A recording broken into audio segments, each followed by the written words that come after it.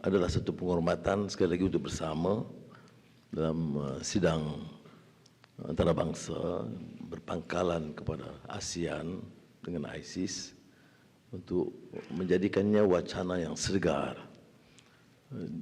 Kita saling bergantung, ASEAN agak kukuh, kohesif sebagai satu kumpulan kerana kita meneruskan wacana yang segar. Dan kita tahu bahawa dalam kemelut dunia perdagangan dan konflik geopolitik antarabangsa, kekuatan rantau itu menjadi paksi bagi kita kembangkan ekonomi dengan menjamin kestabilan politik. Kebijaksanaan ASEAN ialah dapat mempertahankan suatu pendirian yang sederhana, mempunyai hubungan yang akrab dengan semua rantau dan tidak mengambil pendekatan yang keras kerana hubungan antarabangsa itu menjadi suatu paksi dan landasan yang kukuh. Dan Menteri Luar Pembahasan yang sepatutnya menyampaikan pandangan ini kerana beliau lebih arif dan selalu memantau saya, takut-takut saya memberikan gambaran yang agak melanggar pendirian ASEAN dan Kementerian Luar selama ini.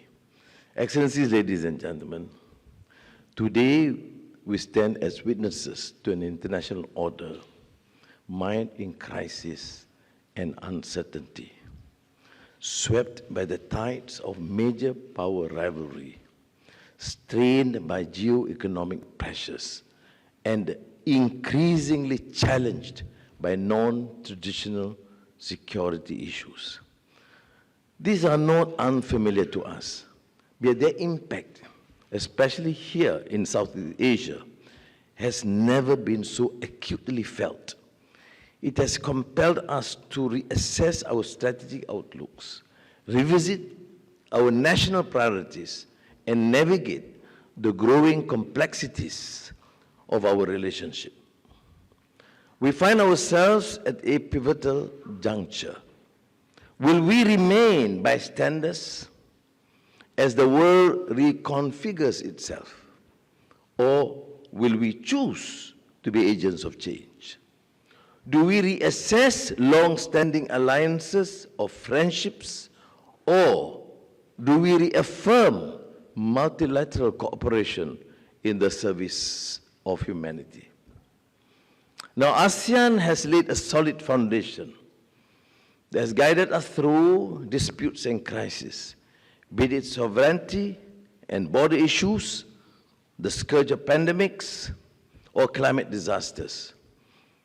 It has anchored our economic integration through initiatives like the Regional Comprehensive Economic Partnership and the coming future,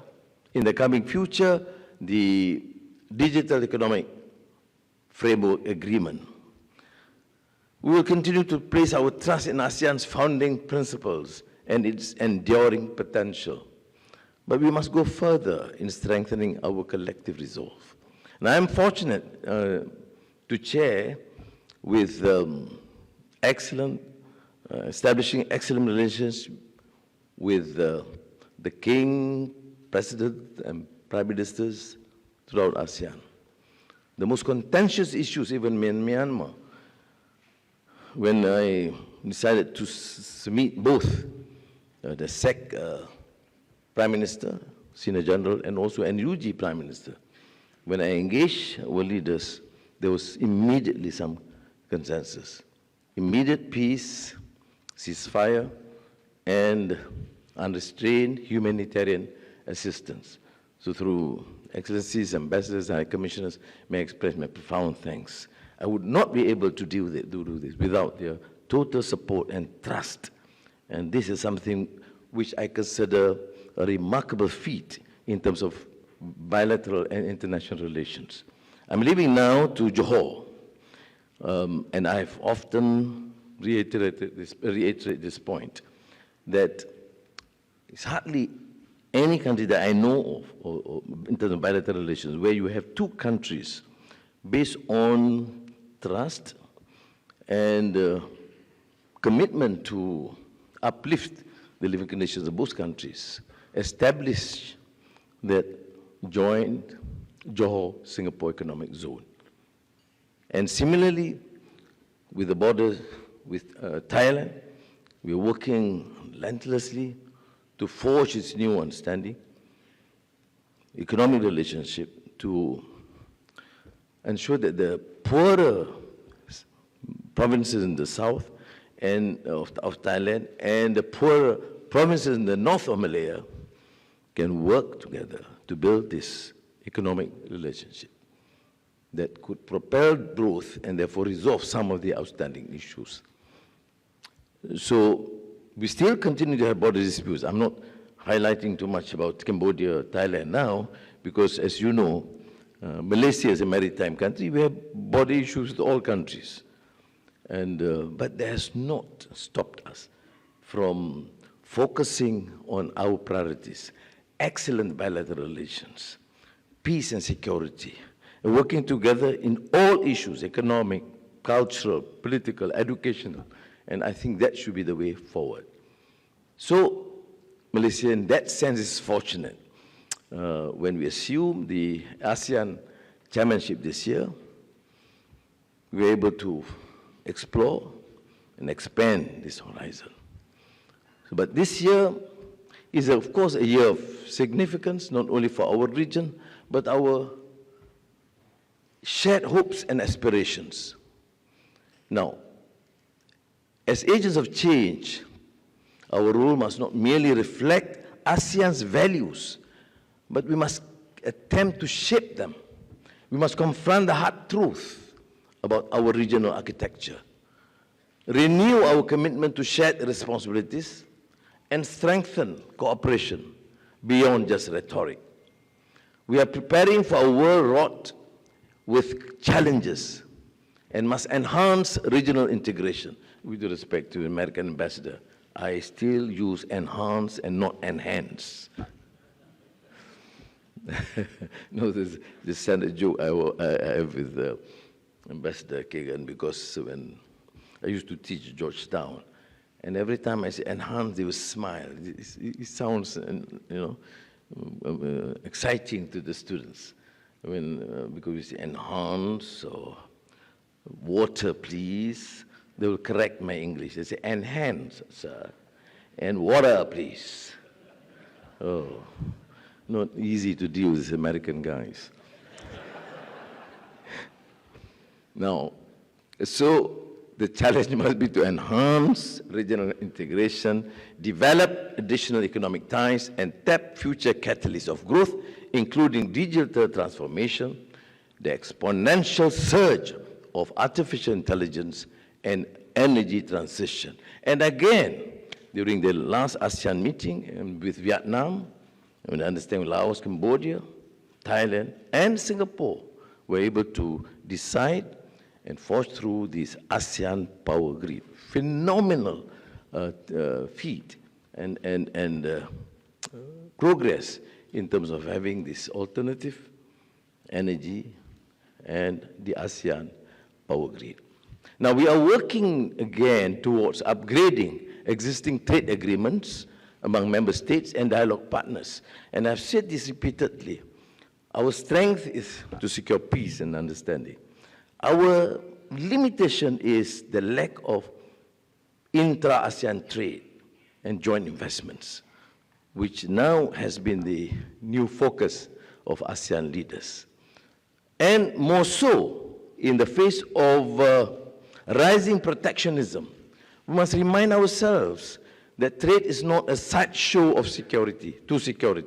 It is part of the scaffolding that holds the region together. When trade falters, fractures flow. To the resounding success of the ASEAN GCC China summit last month demonstrates not just ASEAN's convening power, but also our keen focus on leveraging economic synergies and building institutional collaboration. The conclusion of the Digital Economic Framework Agreement will unlock the enormous potential of the region's digital economy. More importantly, the increased intra-regional connectivity will open up new opportunities for local businesses to expand their reach across the region. As the world moves toward embracing a greener, more sustainable economy, ASEAN must continue to adopt to better leverage on opportunities and partnerships. We are doubling down on energy transition and better practices, such as the development of sustainable investment guidelines and the ASEAN Power Grid. Beyond its economic potential, sustainable development is an urgent task because of the adverse impacts of climate change towards people's livelihoods. A truly people-centered ASEAN can only be achieved with a greener and more resilient region. So, Excellencies, ladies and gentlemen, there are other specters looming around us: great power, rivalry, gross inequality in countries and in the region, transnational crime, and territorial disputes.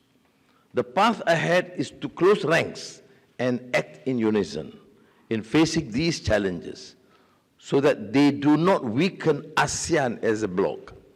As we reflect on these lingering challenges, one which a lasting solution remains elusive is the civil war in Myanmar.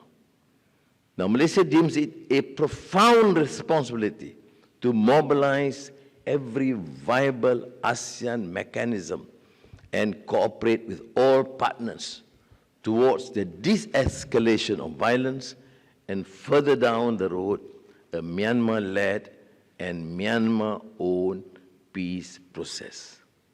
Now, the recent earthquake in Myanmar is a stark reminder that natural disasters do not wait for the semblance of stability where they strike. This was not just another humanitarian crisis, it was a moral test for all of us in the region. And it was a remarkable feat when you have Thailand moving immediately to support. We have the Smart Team Singapore, among the first to reach there. We have Malaysia with its military field hospital set up in the region. And we have all countries, Philippines, Vietnam, all coming to the fore without even having to engage and plan and coordinate. We just move with such speed. And again, I'm proud to see that, you know, ASEAN has grown and mature enough going there, but still giving that consistent message. No compromise, but must be a ceasefire. No compromise by humanitarian assistance without discrimination. And passing this message, begin inclusive dialogue with all parties. Now, our actions, therefore, must go beyond the transactional. It must be transformative. And so, I continue to implore my colleagues, brothers and sisters, particularly in Myanmar and with ASEAN, to strengthen our collective resolve to work towards a peaceful and resilient Myanmar. Now, our ministers are there in Washington, D.C. You can bring up this tariffs issue with the United States. This morning I received a message from our Minister of MITI and Finance, Second Finance Minister, that the meetings with the Secretary of Commerce, U.S. State Representatives has been excellent, and we always emphasize the need not only to secure what is fair for Malaysia, but we always present the case for ASEAN. And I have urged my colleagues within ASEAN to do likewise. Present a bilateral position, but at the same time emphasize the need for ASEAN to remain a very cohesive and effective bloc. the imposition of unilateral tariffs by the United States is, of course, admittedly, a significant challenge to our nation and the region, as we are deeply plugged into global supply chains. Some may not appreciate the predicament you are facing. 60% of our semiconductor E&E products from Malaysia are exported to the United States. 60%. So you can imagine the concern, not only of government, but Malaysians generally, about the need to secure a fair resolution to this issue. Therefore, we remain consistent in our resolve, and I must emphasize that the ASEAN consensus reached both by the finance ministers and the trade ministers earlier, and the foreign ministers, culminating in the final communique by ASEAN leaders. We emphasize the point that the international trade must be governed by transparent rules and legal predictability, not by unilateralism or coercive economic measures. Disruption in trade and supply chain will leave detrimental effects on businesses and hamper economic growth, further impacting efforts toward ensuring the socio-economic well-being of the people. That said, Malaysia will continue to engage constructively with the United States, China, and the European Union, India, and others in advancing our national and regional interests. And let there be no doubt, Malaysia's strategy of active non-alignment is a deliberate and principled framework designed to maximize strategic flexibility, preserve decision-making autonomy, and engage all partners on our terms. Over the past 2 years, Malaysia has reached out to like-minded partners in the global south to bridge regions, build collective resolve, and promote shared prosperity. Our focus is clear: pragmatic, coordinated, and action-oriented cooperation. It is in this spirit that we have revitalized our pursuit of greater inter-regional connectivity and cooperation. It has been a catalyst not only for our efforts in global South mobilization, but in encouraging greater coordination with the global North in this endeavor. The recent reinvigoration of BRICS to include members and partner countries from the Middle East, Southeast Asia, Central Asia, Africa, and South America is the very essence of bridging regions. It is an opportunity to build new partnerships and renew old ones. Malaysia looks forward to collaborating as partner country and finding new avenues of niche area of cooperation. Contrary to reductionist perspectives on why several South Asian countries are engaging in BRICS, it is neither about taking sides nor moving away from the West. It is a manifestation of agency, autonomy, and the trust in sustained cooperation to address shared challenges. Yet again, events in the Middle East have made it patently clear how the tables of diplomacy could be instantly overturned by the fury of calculated violence. The incessant, punitive, and unprovoked Israeli strikes on Iranian territory, undertaken even as crucial talks were underway, are certainly aimed at shattering the possibility of dialogue itself. We are for effective engagement. We are for unconditional peace in the region. Because if we allow actions carried out with utter impunity, violating international law and eroding the norms that hold global order together, we will, of course, have a bleak future for all of us. Therefore, we have to have the courage to call on those with power and influence to speak plainly and act decisively to restrain further escalation. And of course, in Gaza, people do ask me, why do I continue to repeat this?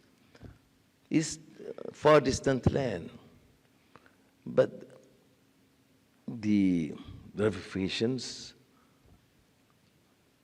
here was pervasive, from the urban to the rural areas. The people expect us to voice out, to take steps. Of course, some even call for extreme measures. The most we need to do is, of course, to voice our concern, to call for sanity to prevail. Because the relentless assault that continues against defenseless population and exacting a toll of human suffering just defies comprehension. You know, the staggering civilian casualties that we see every day, overwhelmingly women and children, demand far more than pious proclamations of concern. They require concerted international action to uphold humanitarian law, secure an immediate ceasefire, and ensure the unfettered delivery of aid to those in desperate need. The credibility of the so-called ruled or rules-based order is on trial. And of course, to our west, the unresolved tensions between Pakistan and India remain a delicate fault line. Their future hinges not only on old grievances, but also on present choices, whether to invest in stability or to continue edging towards the cusp of catastrophe. Elsewhere, in the Asia-Pacific, the same pressures play out with different scripts. In the Taiwan Straits, the Korean Peninsula, and the South China Sea, familiar flashpoints flicker. And the ASEAN resolve is clear in terms of our strong position against the continued display of arrogance and by the North Korean regime. So here, as ever, we must insist on the primacy of dialogue over disruption, of law over disorder, of restraint over escalation. Malaysia believes the future of this region lies not in hardened blocks of fragile balances, but in a security architecture that is inclusive, predictable, one in which active non-alignment is not merely tolerated, but enabled to thrive. While we do not pretend to be able to reshape the region to fit our ideals, we can act to prevent worse outcomes. Stability is not guaranteed, but neither is chaos inevitable. What we do now, how we manage tensions, balance relationships, and defend our interests will decide how the region weathers the storm ahead. Terima kasih. Thank you.